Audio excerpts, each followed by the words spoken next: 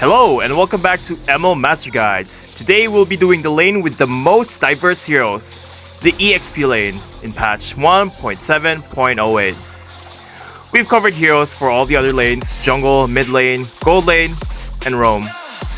If you haven't seen those videos, we recommend that you check that out and subscribe to our channel so you never miss out. We know there's an upcoming update this week and the changes to the emblem system got cancelled.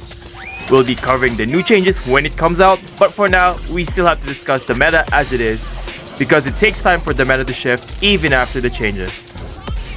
But before diving into our video, I just want to remind everyone that we are still giving out free Starlight skins to our viewers.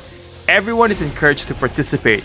It's very easy to join, just check the description for more details. Now that's out of the way, let's dive into the EXP tier list.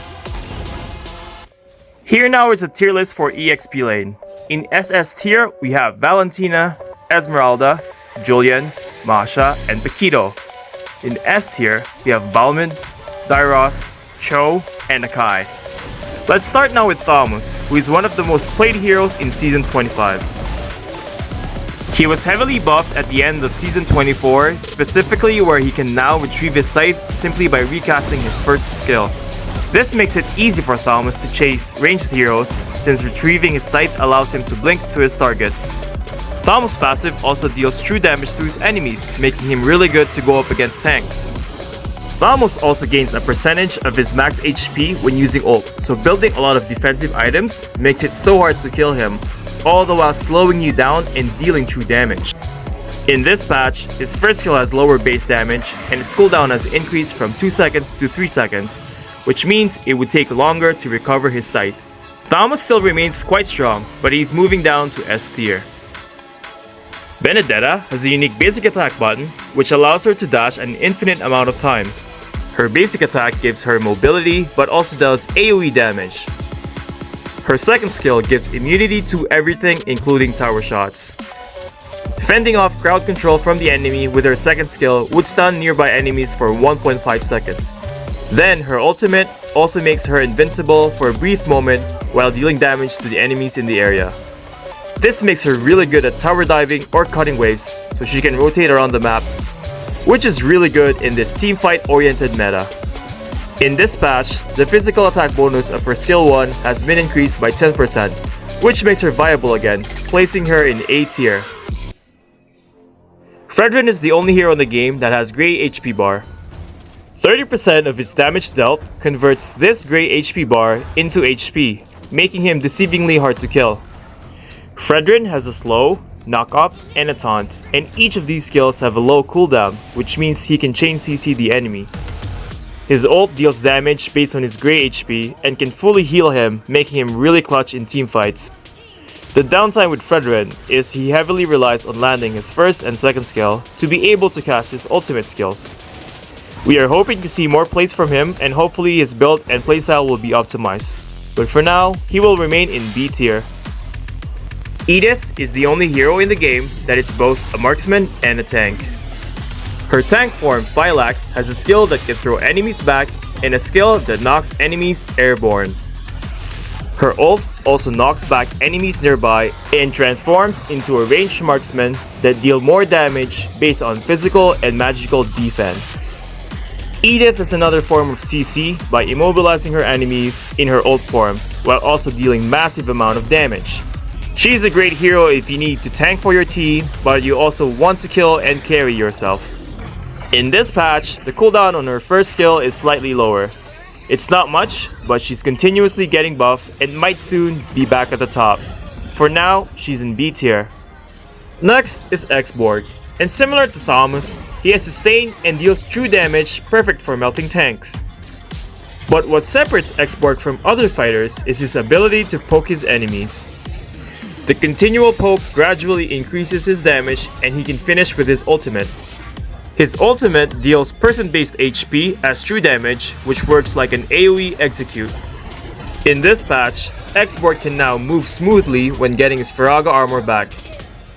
Also, his skills can now benefit from magic damage, which means players who use Ice Queen Wand and Glowing Wand can actually deal more damage on top of the slow and constant burn.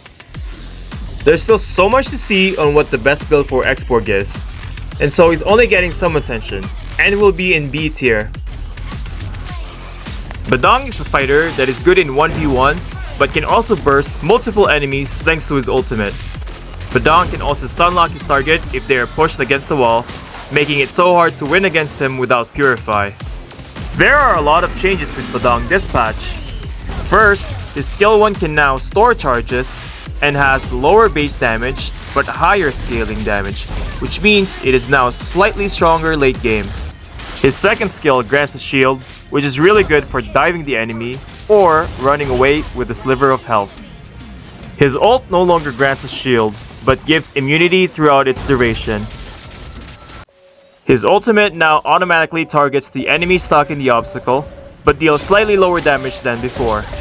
He is placed in C tier, but is very powerful in the hands of Badang main players. Finally, we have Martis, who is also a strong hero in 1v1 situation and for cleaning up in team fights. Both his first skill and second skill can interrupt or cancel enemy skills. His attack speed can be increased up to 120% by using his skills, making him really good for split pushing. Martis has the perfect kit for finishing off enemies in a team fight.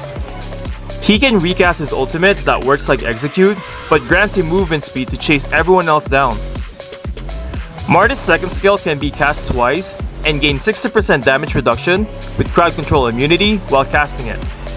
In this patch, this skill got buffed from plus 75% extra physical attack to 120% extra physical attack.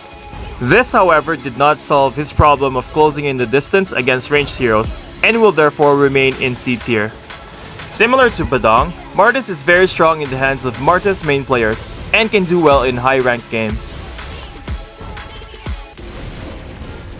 Here again is the tier list for EXP lane.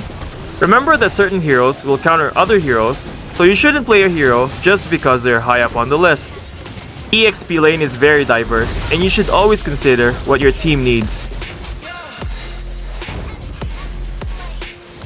Now for the question of the day, what is your favorite emblem in the game and why?